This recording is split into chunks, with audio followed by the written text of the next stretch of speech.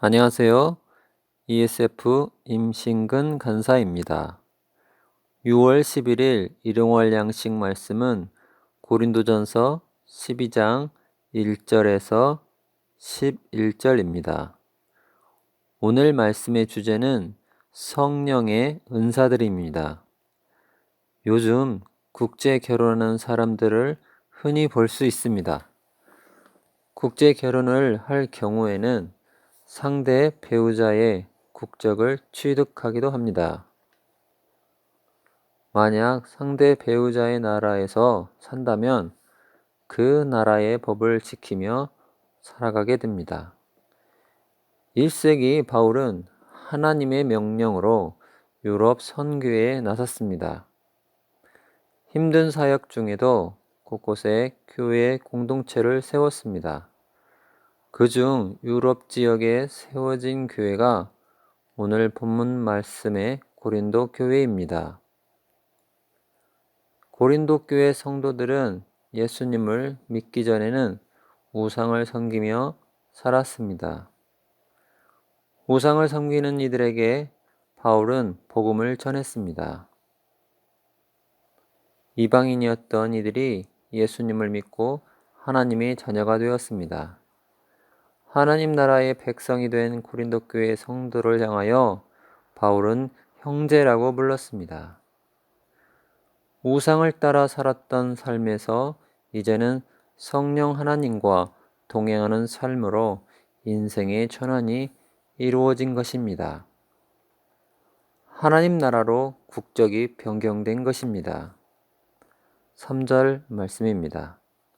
그러므로 내가 너희에게 알리노니 하나님의 영으로 말하는 자는 누구든지 예수를 저주할 자라 하지 아니하고 또 성령으로 아니하고는 누구든지 예수를 주시라 할 수 없느니라.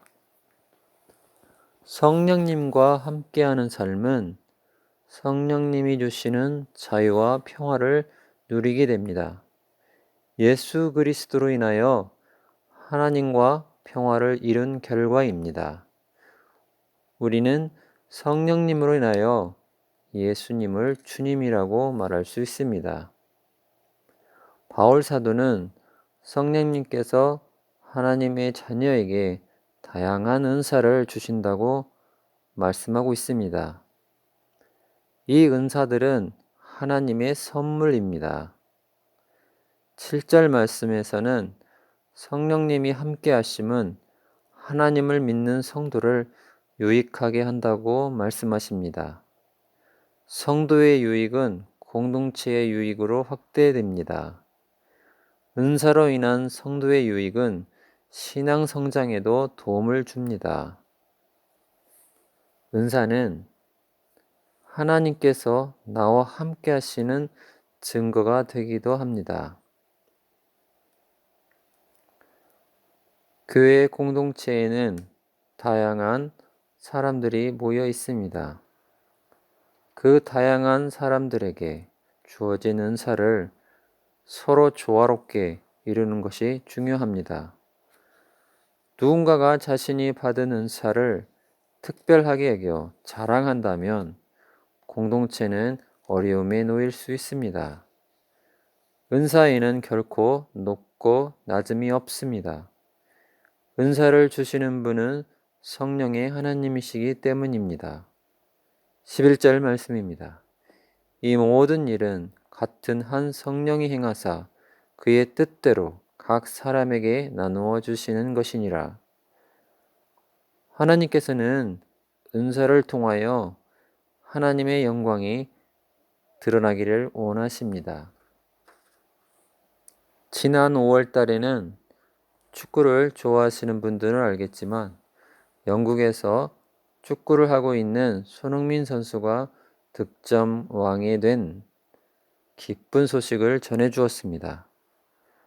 아시아 선수로는 처음이라고 합니다. 득점왕이 되는 과정에서 동료 선수들의 헌신이 있었습니다. 끊임없이 손흥민 선수에게 공을 보내주었습니다.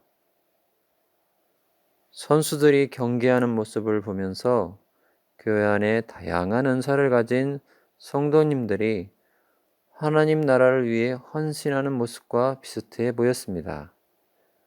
축구의 경우 11명의 선수는 경기할 때 위치가 서로 다릅니다. 하지만 선수의 역할은 다르지만 승리라는 공동의 목표를 향해 달려갑니다. 이 모습은 교회 안의 성도님들의 은사는 서로 다양하고 다르지만 하나님의 나라의 영광을 위하여 조화를 이루며 나아가는 방향성은 비슷해 보였습니다. 하나님께서는 믿음의 사람들에게 은사를 주셨습니다. 우리는 하나님께서 주신 은사를 잘 개발해야 할 의무가 있습니다. 그 은사는 하나님 나라를 이루는데 귀한 도구이기 때문입니다. 혹시 하나님께서 나에게 주신 은사를 잘 모르는 분이 계시다면 오늘 한번 하나님께서 나에게 주신 은사가 무엇인지 생각해 보는 시간을 가져보면 좋을 것 같습니다. 오늘 하루도 일용할 양식 구독자 여러분의 삶에 하나님의 영광이 드러나기를 소망합니다. 감사합니다.